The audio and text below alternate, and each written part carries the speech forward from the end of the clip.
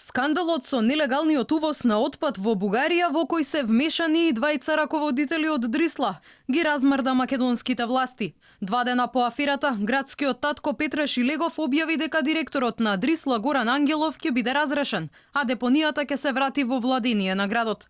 Но останува дилемата дали во земјава се гори токсичен отпад, проблем за кој невладините алармираат со години. Ќе ги повикам сите надлежни институции, меѓутоа и заинтересирани граѓани, здруженија, асоцијации, сите поединци, да помогнеме заеднички да се направи анализа до досегашното работење на депонијата и заеднички да ја утврдиме фактичката состојба на овој нов градски капацитет.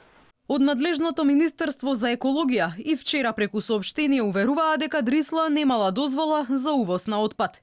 Директорот на Скопската депонија пак на заедничка пресконференција со заменик министерот за животна средина Јани Макрадули. Во ноември лани се фалеше оти воздухот кај Дрисла бил почист од оној во аеродром. Можам да ве уверам, тезата дека Дрисла го загадува Скопје е неточна. Одговорно тврдам и жалам што имаше некакви изјави од одредени политичари дека се увезува радиоактивен отпад.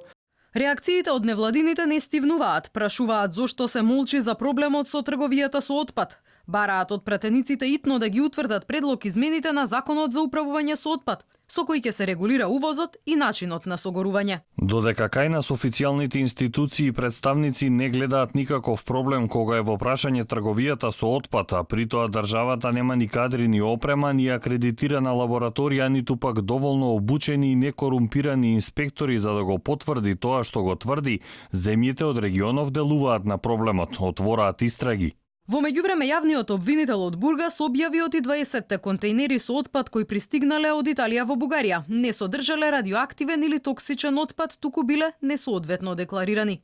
На документите стои оти контејнерите транспортирале пластика и каучук, но се утврдило оти во нив има железо, хартија и текстил, велат од обвинителството. За овој случај во кој е вмешана фирмата Блациона, собственост на македонски државјани, притворен беше бугарскиот министер за животна средина.